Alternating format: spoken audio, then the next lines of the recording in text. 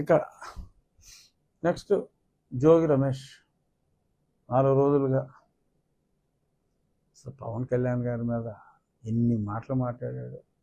రే పవన్ కళ్యాణ్ అలా. సరే, నన్ను అయితే అసెంబ్లీలోనే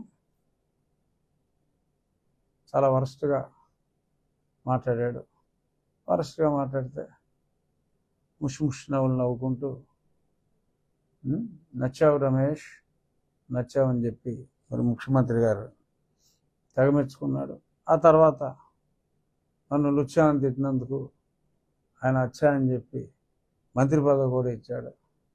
మరి మంత్రి ఇచ్చేటప్పటికి ఇదిగో ఇలాగా అగ్రిగోల్డ్ భూములు స్వాహ.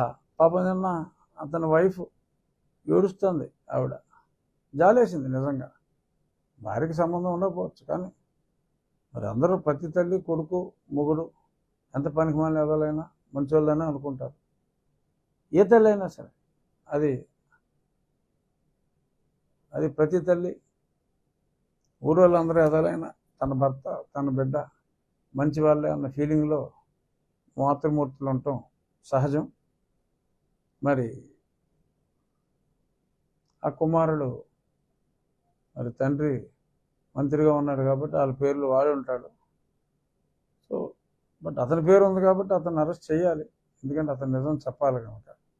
డెఫినెట్గా త్వరలో మరి జోగి రమేష్ గారి అరెస్టు ఉంటుందని నేను అనుకుంటున్నాను. అగ్రిగోల్డ్లో రమేష్ ఒక్కడే కాదు, నాకు తెలిసి ఒక సిఐడిలో ఒక అత్యున్నత పదవిలో ఉన్న పోలీస్ అధికారి చాలామంది దగ్గర, ఎస్పెషల్లీ షాద్నగర్ ఏరియాలో ఉన్న అగ్రిగోల్డ్ భూముల్ని మరి అంత మునిపే ఎవరో కొనుక్కుంటే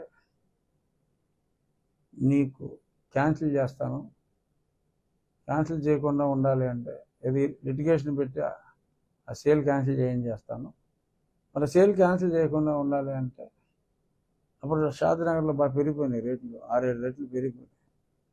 సో మరి నాకేంటి అనే కాన్సెప్ట్లో అత్యున్నత స్థాయిలో పనిచేసిన ఓ పోలీస్ అధికారి, సీనియర్ ఐపీఎస్, చాలా డబ్బులు కొట్టేసాడని చెప్పి కూడా నాకు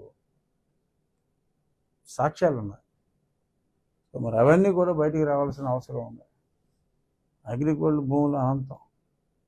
ఒక జోగి రమేషే కాదు, ఇంకా ఎందరో మరి డబ్బు పిచ్చి పెట్టిన రోగులు చాలామంది ఉన్నారు. జోగి దొరికాడు, ఇంకా చాలామంది దొరకాలి. డెఫినెట్గా